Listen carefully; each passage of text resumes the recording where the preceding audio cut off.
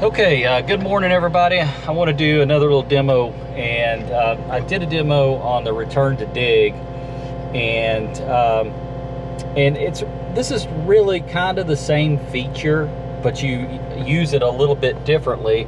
And so today we're going to talk about the work tool positioner that you can use.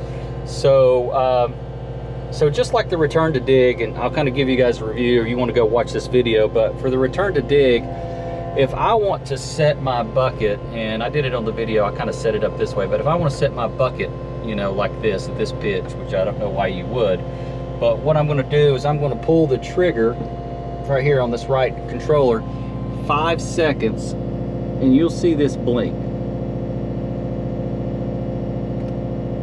So it's blinking to confirm that my bucket's going to be positioned like this. So now I'll raise my bucket up, and you guys can see that I've got it raised up there. We'll go ahead and tilt it down. So now for return to dig, I'm going to pull the trigger and push in at an angle one time. So I did that. Now it's coming down. Now the bucket's sitting like that, still pitched. Okay, so that's the return to dig.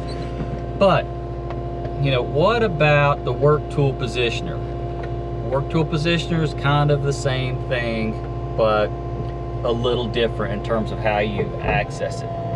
So for the purposes of this video, I'm going to raise the bucket up, and I'm going to tilt the bucket down to where, again, it's easy to see.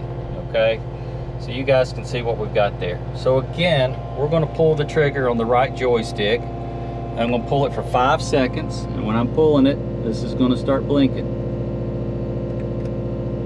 Okay, and actually I let off and accidentally pulled it again, so I'm not sure this will work, but we'll find out. So let's just raise the arms up, and again, it doesn't affect the loader arms, but I just want you guys to see, you know, what's going on. So I've raised it, I'm cycling it, and now I'm raising it back up.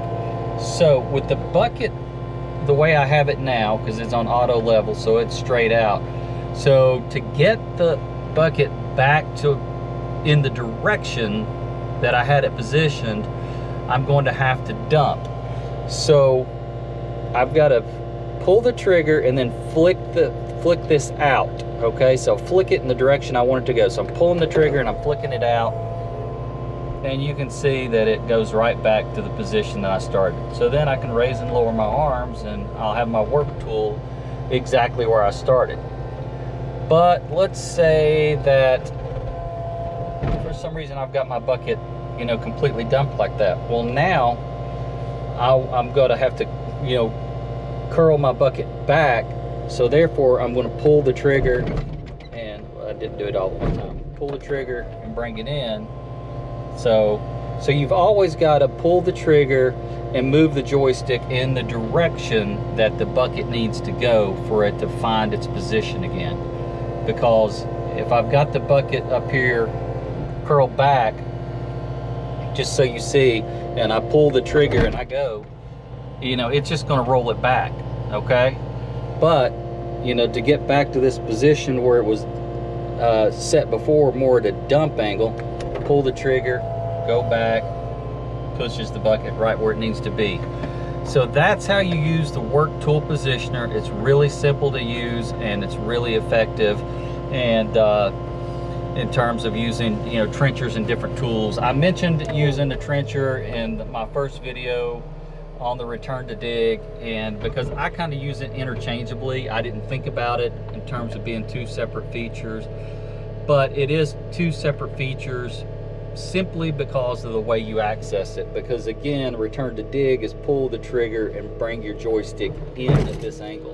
Okay, so that's return to dig, pull and push in, and it'll return to dig and position the bucket. But with the work tool positioner, you're pulling the trigger and either rolling in or rolling out to get it up. See there, I did it, and now it's raising my whole machine up. So there you have it, guys. Hopefully that will help someone out in terms of how to use the work tool positioner.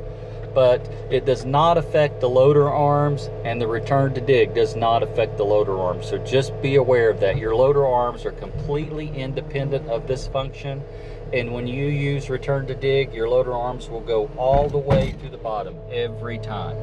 You can stop it in the middle, but it's not going to finish its cycle out and position the bucket the way that you want it to be.